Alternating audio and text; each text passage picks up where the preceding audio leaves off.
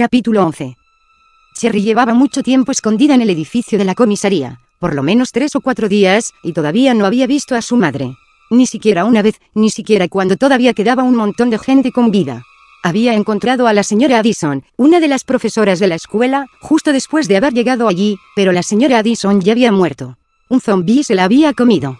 Poco después, Cherry había descubierto un túnel de ventilación que recorría la mayor parte del edificio, y había decidido que permanecer escondida era mucho más seguro que quedarse con los mayores, porque los mayores no paraban de morir, y porque había un monstruo en el edificio que era peor que los zombies o que los hombres vueltos del revés, y estaba bastante segura de que ese monstruo la estaba buscando a ella.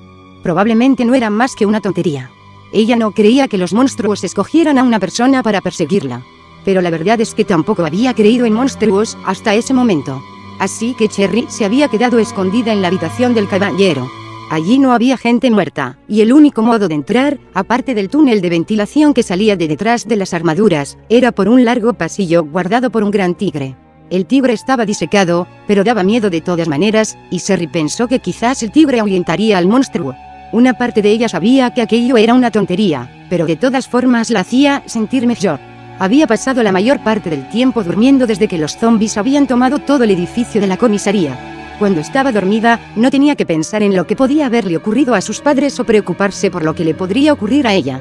En el túnel de ventilación había el calor suficiente para estar cómoda, y tenía mucha comida que había sacado de la máquina de chucherías de la gran sala, pero tenía miedo, y peor que sentir miedo era sentirse sola, así que había dormido todo lo que había podido. Estaba dormida, calentita y encogida detrás de los caballeros cuando un tremendo ruido la había despertado, un rugido procedente de algún punto del exterior del edificio. Estaba segura de que era el monstruo. Solo lo había visto de refilón una vez, y solo su tremenda y horrible espalda, a través de una rejilla metálica, pero lo había oído gritar y aullar muchas veces desde entonces y por todos lados de la comisaría. Sabía que era terrible, terrible y violento y que estaba hambriento. A veces desaparecía durante horas, y ella tenía la esperanza de que se hubiera marchado por fin, pero siempre regresaba, y no importaba dónde se metiera ella siempre parecía estar en algún lugar cercano. El tremendo ruido que la había despertado de su intranquilo sueño fue muy parecido al que provocaría el monstruo si empezara a echar abajo las paredes. Se acurrucó aún más en su escondite, preparada para salir corriendo hacia el túnel de ventilación si el ruido se acercaba mucho más. No lo hizo, no se movió durante mucho rato, esperando con sus ojos firmemente cerrados mientras sostenía con fuerza su amuleto de la suerte, un precioso colgante de oro que su madre le había regalado precisamente la semana anterior, tan grande que le llenaba toda la mano. Al igual que en ocasiones anteriores, el amuleto había funcionado, el tremendo y horrible ruido no se había repetido. O quizás había sido el gran tigre el que había ahuyentado al monstruo y le había impedido encontrarla. De cualquier manera, al oír los suaves sonidos de unos pasos, se había sentido lo bastante segura para salir de su escondrijo y acercarse al pasillo para escuchar. Los zombies y los hombres del revés no podían utilizar las puertas y, si se hubiese tratado del monstruo, seguro que ya habría atravesado a golpes la puerta y habría entrado aullando en busca de sangre. Tiene que ser una persona. Quizás se trate de mamá. A mitad del pasillo, donde se abría una puerta a la derecha, oyó a gente hablar en aquella oficina y sintió una oleada de esperanza y de soledad al mismo tiempo. No podía oír con claridad lo que decían, pero era la primera vez que oía a alguien desde hacía 2 días sin que esa persona estuviese gritando. Y si había gente hablando, quizás era porque por fin había llegado la ayuda a Raccoon City. El ejército del gobierno, o los marines, o quizá todos ellos. Emocionada, se apresuró a recorrer el pasillo. Se encontraba al lado del gran tigre rugiente, justo al lado de la puerta, cuando su emoción se desvaneció. Las voces habían dejado de hablar. Cherry se quedó muy quieta y, de repente, se sintió muy nerviosa. Si hubiera llegado gente para ayudar a los de Raccoon City, ¿no habría oído los aviones y los camiones? ¿No habría oído los disparos y las bombas y los hombres con altavoces diciendo que todo el mundo saliera fuera? Quizá las voces no son de gente del ejército, después de todo. Quizá son voces de gente mala. Gente loca, como aquel hombre. Poco después de que Cherry se escondiera, había visto algo horrible a través de la rejilla del conducto de ventilación que llevaba a la habitación de los armarios. Un hombre alto y pelirrojo estaba en mitad de la habitación, hablando solo y balanceándose hacia adelante y hacia atrás sentado en una silla. En el primer momento Cherry había pensado al principio preguntarle si sabía dónde estaban sus padres y pedirle ayuda para encontrarlos, pero algo en la forma que hablaba y se reía en voz baja mientras se balanceaba le hizo sentir miedo. Se detuvo y lo observó en silencio durante un rato desde la segura oscuridad del túnel de ventilación. El hombre tenía un cuchillo muy grande en la mano y, después de mucho rato, sin dejar de reírse, de murmurar y de balancearse, se lo había clavado en el estómago. Cherry había sentido más miedo de aquel hombre que de los zombies, porque lo que había hecho no tenía sentido, ningún sentido. No quería encontrarse con nadie más como aquel hombre. Y aunque la gente de la oficina no estuviese mal de la cabeza, quizá la sacarían de su lugar seguro e intentarían protegerla, lo que equivaldría a su muerte, porque estaba segura de que el monstruo no sentía miedo de los adultos. Se sentía mal por darse la vuelta, pero no tenía otra elección. Cherry comenzó a darse la vuelta para regresar a la habitación de las armaduras. Crack. Permaneció inmóvil cuando el suelo de madera crujió bajo sus pies. El chasquido del listón de madera resonó con un ruido increíble, y ella contuvo la respiración, agarrando su pendiente y rezando para que la puerta no se abriera de golpe a sus espaldas y que algún loco saliera por ella y la atrapara. No oyó ruido alguno, pero estuvo segura de que el agitado latir de su corazón la delataría, porque sonaba tremendamente fuerte. Después de 10 largos segundos, comenzó a avanzar de nuevo lentamente por el pasillo, pisando con toda la suavidad que pudo y sintiendo que estaba saliendo de una cueva llena de serpientes durmiendo. Le pareció que el pasillo que llevaba de regreso a la sala de las armaduras medía 1 kilómetro de largo, y tuvo que hacer acopio de toda su fuerza de voluntad para no echar a correr en cuanto llegó a la esquina, porque si algo había aprendido de las películas de la tele, era que huir corriendo del peligro siempre significaba tener una muerte horrible. Llegó por fin a la entrada de la habitación de las armaduras y sintió que casi se desmayaba del alivio. Estaba a salvo de nuevo, y podría acurrucarse otra vez en la vieja manta que la señora Addison había encontrado en una de las oficinas y que le había dado. La puerta de la otra oficina se abrió y luego se cerró, y Cherry oyó unos pasos un segundo después, unos pasos que iban en su busca. Cherry entró de golpe en la estancia, sin pensar en nada más que en el arranque de pánico y terror que recorrió todo su cuerpo. Pasó zumbando al lado de 3 caballeros, dejando a un lado su refugio porque sabía que tenía que ir, que tenía que alejarse de allí todo lo que pudiera. Sabía que existía una habitación oscura más allá de la vitrina que se alzaba en mitad de la habitación, y oscuridad era lo que ella necesitaba, una sombra en la que desaparecer. Oyó los pasos que echaban a correr en algún punto a su espalda, resonando sobre el piso de madera mientras ella se metía en la habitación oscura y se apretujaba en el rincón más alejado. Cherry se acurrucó entre los polvorientos ladrillos de la chimenea y la silla tapizada que había a su lado e intentó hacerse lo más pequeña posible, abrazándose las rodillas y escondiendo la cabeza entre ellas. Por favor, por favor, por favor. No entres, no me veas.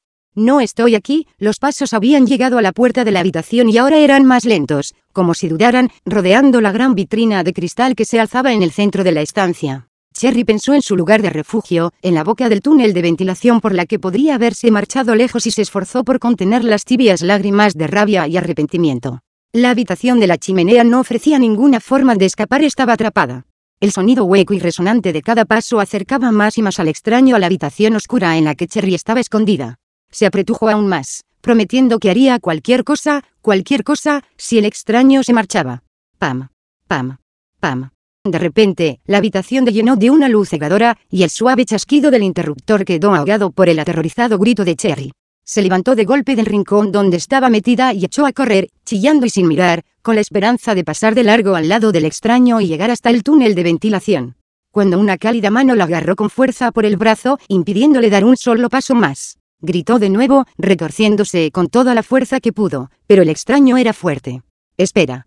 Era una mujer, y su voz sonó casi tan frenética como el acelerado palpitar del corazón de Cherry. Suéltame. Gimió Cherry, pero la mujer siguió agarrándola e incluso se acercó a ella un poco más. Tranquila, tranquila. No soy un zombi. Tranquilízate, todo va bien. La voz de la mujer había adquirido un tono tranquilizador, y las palabras sonaron casi como una nana. La mano que la tenía agarrada era fuerte pero tibia.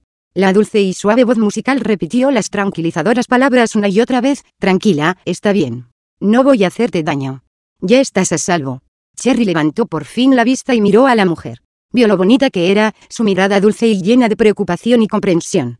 En un segundo, Cherry dejó de forcejear y de intentar huir y sintió que unas tibias lágrimas comenzaban a bajarle por las mejillas, unas lágrimas que había estado conteniendo desde que había visto al hombre de pelo rojo suicidarse. Se abrazó de modo instintivo a la joven bonita extraña, y la mujer respondió rodeando con sus brazos los temblorosos hombros de la niña.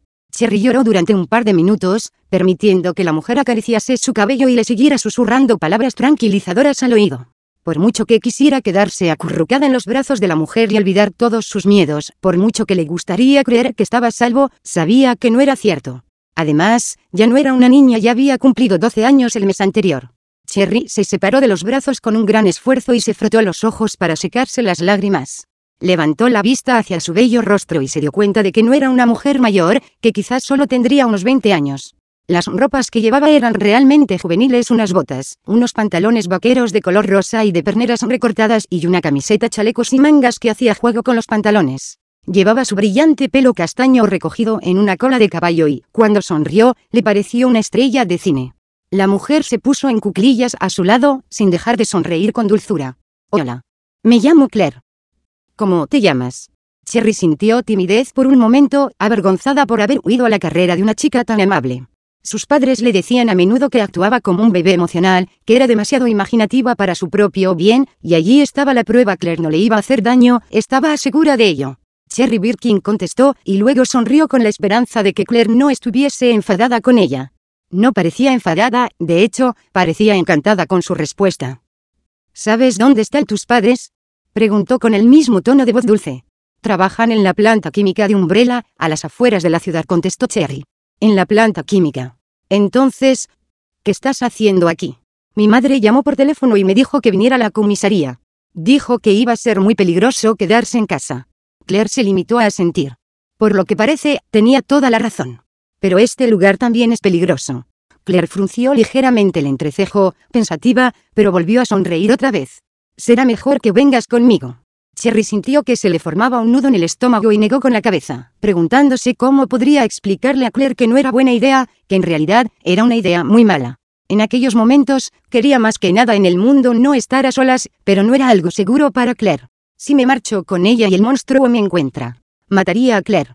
Y aunque Claire era delgada, Cherry estaba bastante segura de que no cabría en el túnel de ventilación.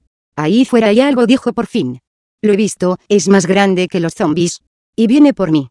Claire meneó la cabeza y abrió la boca para decirle algo tranquilizador, probablemente para intentar hacerle cambiar de idea, pero de repente, un tremendo sonido repleto de furia inundó la habitación, resonando en tremendas oleadas por todo el edificio y procedente de un sitio indeterminado de su interior.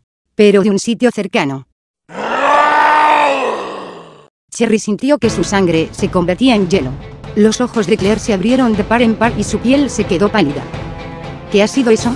Cherry retrocedió trastabillando, sin aliento, y con su mente corriendo ya hacia su escondrijo seguro detrás de las 3 armaduras. Eso es lo que intentaba decirte, dijo con un jadeo, y se dio la vuelta y echó a correr antes de que a Claire le diera tiempo a impedírselo. Cherry. La pequeña no hizo caso de la súplica en el grito y pasó corriendo al lado de la vitrina para llegar a la seguridad de la entrada al túnel de ventilación. Saltó con agilidad a lo alto del pedestal del caballero y se dejó caer sobre las manos y las rodillas, agachando la cabeza y metiéndose a 4 patas en el antiguo agujero de piedra que existía en la base de la pared. Su única oportunidad, la única oportunidad de Claire, era que ella se mantuviera lo más alejada posible de su amiga más reciente. Quizás se encontrarían de nuevo cuando el monstruo ya se hubiera ido. Cherry abrigó la esperanza de que no fuera ya demasiado tarde mientras reptaba por la estrecha y sinuosa oscuridad del túnel de ventilación.